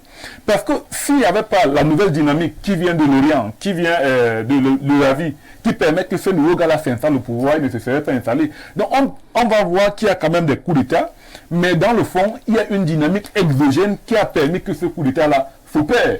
Et rien ne garantit que... Non, ils ne font donc pas différent des politiques, ils ne doivent pas reprocher aux hommes politiques ce qu'eux ils font. Maintenant, rien ne garantit que ces gars ne viendront pas remettre la spirale des coups d'État qui a plombé de nombreux États africains. Je ne peux pas être d'accord avec une telle apologie. Oui, décidément. Non, ce volet de la question vous intéresse beaucoup. Oui, parce que Moubarak, il parle de dynamique, mais il pense qu'il n'y a que les civils qui ont connu la dynamique. Les militaires aussi. Des militaires des années 60 étaient la continuité des colons. Les formations même dans leur comportement. Aujourd'hui, les militaires que nous avons apprennent de management, peuvent faire la communication, font presque toutes les études comme un citoyen ordinaire. Donc il y a eu des dynamiques également au sein de l'armée qui font qu'un militaire aujourd'hui n'est plus un militaire Sakodo qui n'a appris que dans des casernes. C'est quelqu'un qui a fait en dehors des écoles militaires. Au départ, quand même, de façon François Bocquet, quelle est la mission d'un militaire? C'est de faire le coup d'État ou alors le maintien de l'ordre, la préservation des équilibres et féliciter la protection des institutions. Et le chef de l'État est une institution. Lorsque l'institution ne marche pas et que cela peut amener le désordre social, le militaire doit pouvoir protéger le peuple qui est au-dessus de l'institution. C'est cela qu'il faut comprendre. C'est cela. Oui, la Constitution n'est pas irréfutable. La Constitution est faite parfois par des gens qui, au moment où ils écrivent, ont leurs intérêts. La loi de 1987 n'est pas écrite par un Camerounais. Voilà. Constitutionnel. Non. Écoutez-moi un peu. Oui, vous avez parlé pendant 5 minutes. Malheureusement, on n'a pas beaucoup de temps. Je voulais juste dire. Oui. Il y a le Sénat, il y a l'Assemblée, il y a tout un conseil constitutionnel qui est chargé de constater des moments de dérive du pouvoir et de mettre en branle des dispositifs qui permettent que le pouvoir reste vivant. Oui, moi je j'aimerais ce militaire qui va venir me prendre une mauvaise constitution, la mettre de côté, prendre l'autorité constitutionnelle. Demandez qu'on fasse cela. Ne nous envoyez pas à la dérive. Non. Parce que vous avez cité je vais vous dire. Demandez qu'on prenne une loi qui nous permettent de dire qu'au Cameroun, on peut aussi prendre le pouvoir de cette manière-là. Tant que ce n'est pas le peuple c'est écrit qui a avec la loi qui a affecté ça, vous nous envoyez là directement à l'abattoir. Je ne peux pas être d'accord avec ça. C'est écrit partout. Non, j'étais en train de lui dire que cette dynamique que vous voyez, vous avez cité les pays, vous avez fait vos études sur les coups d'État. Si vous en avez fait au Tchad, celui qui a construit le Tchad actuel, c'est militaire, hein? Il est arrivé par coup d'État. En cherchant qui sont très voilà et Idriss Déby il a chassé l'autre militaire. Attendez, ils sont plats, vous avez fait le tour, ils sont très heureux, s'il vous plaît, vous avez fait le tour. Si vous êtes arrivé au Congo, Sassou Nguesso c'est un militaire, il a fait le coup d'État même s'il est revenu aujourd'hui avec des habits de démocrate.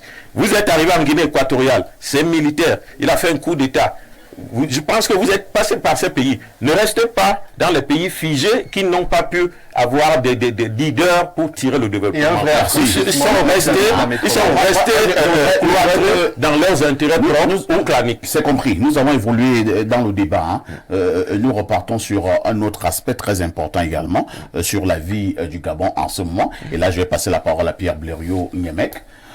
Quoi qu'on dise, pour l'heure, les premiers actes qu'Oligui Nguema a eu à prendre au Gabon, c'était d'incarcérer l'office du président Ali Bongo. Deuxième chose, c'est de faire arrêter la femme d'Ali Bongo Ondimba. Alors, de tels actes, lorsque celui-là vient en terre camerounaise, comment le président Paul Biya peut appréhender cela? Le président Paul Biya n'a pas aimé cela et il va le faire savoir à Oligui Nguema. La chose aurait pu se gérer autrement. Ça, c'est du point de vue du président Paul Biya. Parce qu'on dit que quand vous mangez la main de chimpanzé, il faut regarder la vôtre. Il faut regarder la vôtre. Donc, moi, je n'aime pas vos proverbes en pareil moment. Mais du point de vue de la réelle politique, Oligui Nguema a frappé de bons coups pour les Gabonais. Et pour lui-même. Le peuple a besoin de sang. Parfois ici, c'est comme ça que les peuples se nourrissent. Vous comprenez? Vous arrachez quelqu'un du pouvoir, il faut montrer au peuple que vous pouvez le manger. Et partout ailleurs, ça s'est passé comme ça. Quand vous ne le mettez pas en prison, vous le chassez. Vous le chassez du pays. Mais entre-temps, quand même, est-ce que nous allons dire que si la gouvernance, je dis bien si, la gouvernance d'Ali Bongo Ondimba était mauvaise, c'était seulement du seul fait de son fils et de son épouse? Pourquoi Ali Bongo lui-même n'est pas arrêté? Non, Ali Bongo, lui, la nature l'a arrêté depuis. Je veux mettre Ali Bongo. Je veux comparer au mon frère. Tu vas mettre Ali Bongo où? Donc, lui, la nature l'a arrêté depuis. Ceux qui restaient encore là, c'était sa femme. Non, en fait, ce qui se passe, vous savez, le président Mobutu avait fait quelque chose. Un ministre de la communication a fait diffuser l'arrestation du président roumain et de sa femme assassinée. C'était un dictateur, Ceausescu. Mobutu a appelé le ministre de la communication. le ministre d'écoute, Mobutu lui dit, ce n'est pas possible, vous ne pouvez pas faire ça. Le ministre dit, il y a quoi, monsieur? Vous ne pouvez pas. En fait, Mobutu disait au ministre de la Communication que vous êtes en train de donner des idées aux Congolais. Merci. Vous comprenez? On écoute le message. Olingi a fait là. Il peut donner des idées à certains Camerounais. Ce n'est pas bien. Pourquoi aux Camerounais se le Ils ont d'autres messages. Je repars au 241, c'est le Gabon. Pour répondre à monsieur Basson, juste lui dire que c'est pas la métropole, par exemple, qui demande au ministre de voler, qui demande au ministre de ne pas faire des routes. Par exemple, est-ce que la métropole qui demande à monsieur le ministre des Travaux publics du Cameroun de faire une autoroute pendant 10 ans? Ça, c'est un Gabonais qui connaît tout ça. Il nous pose des questions. Et le Gabonais, c'est qu'on fait le Cameroun pendant 10 ans. Qu'il sache que la métropole parfois pilote jusqu'à certains ministères parce qu'il faut que ces ministres voient de l'argent pour financer les campagnes électorales à l'étranger. Il faut qu'ils le sachent. Je repars du côté du Gabon. Comme j'ai souvent eu à vous le dire, nous sommes très suivis au Gabon. Qu'est-ce qu'on nous dit au 241? Pourquoi lorsque certains présidents africains tripatouillent leur constitution, nous avons une hypocrisie de la communauté internationale, et lorsqu'un patriote se décide de faire un coup d'État, cela devient un problème, et la même communauté vient à nous suspendre de las différentes organisations. Quel paradoxe de l'hypocrisie. Monsieur Aïssi, toujours Murphy de Libreville. Autre message, on prend un dernier message. Je prends encore un message qui vient du Gabon. Le Gabon avait la priorité ce matin. Bonjour le studio. L'arrivée du président Oligui est très importante, surtout que depuis le coup d'État, les Camerounais subissent le plus important. C'est l'enjeu qui sortira de cette visite. C'est un peu les Jean-Michel depuis Minvoul qui envoie le message. On espère que parmi les enjeux, il y aura la qualité de vie des Camerounais au Gabon. Les Camerounais qui ont investi au Gabon subissent énormément de la part de la police et des impôts. Et je vous parle d'expérience personnelle. Donc on espère vraiment que le chef de l'État dira à son homologue gabonais que vraiment, faites attention, sinon on peut vous appliquer la réciprocité. Donc traitez bien nos frères qui sont de notre côté.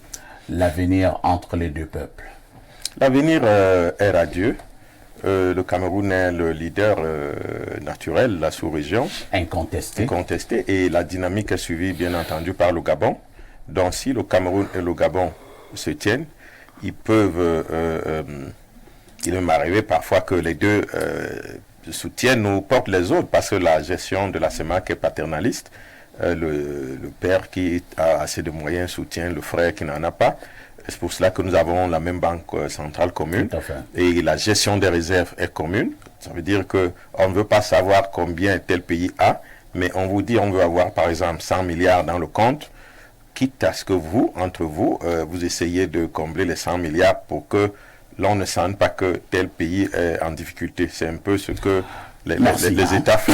Donc, le Gabon et le Cameroun, qui sont des deux piliers de l'économie, ne peuvent que se tenir main dans la main et maintenant résoudre les problèmes. Parce qu'il y avait ces problèmes de libre circulation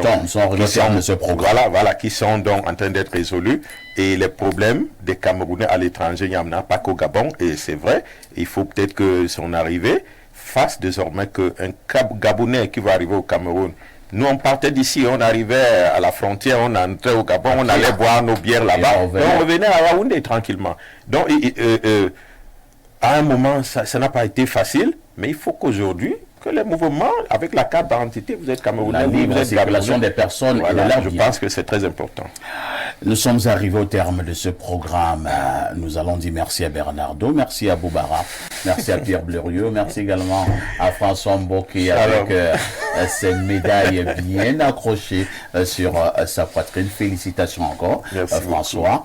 Quant à nous, nous souhaitons une bonne arrivée, une bienvenue, une chaleureuse bienvenue au président de transition du Gabon, Clotaire Brice Oligui Nguema, qui sera justement reçu par le président du Cameroun cet après-midi. À 15h, ce sera au palais de l'unité au niveau d'Info TV. Nous resterons au cœur de l'événement. Nos journaux vont vous donner des informations croustillantes, minute by minute. Ne ratez pas le journal de la mi-journée dans 7 minutes. La rediffusion de ce programme, c'est tous les soirs à partir de 22h30. Avec tout ceci, Que faites-vous encore ailleurs?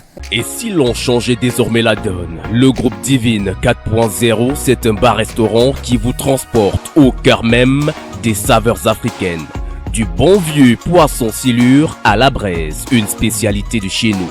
Un concept pour tous, pêche ton poisson vivant et laisse-toi servir par une équipe qualifiée et dévouée. Le restaurant Divine 4.0, c'est une explosion de papilles. C'est aussi un espace rafraîchissement adapté au confort des fins gourmets. Le groupe Divine 4.0 vous ouvre également les portes de l'auto-école pour une formation de haute qualité en conduite automobile, toutes catégories confondues. Et ceci dans des conditions uniques. Groupe Divine 4.0, quand la qualité se fait une priorité. Nous sommes situés au quartier Damas, 100 mètres avant le rond-point Damas.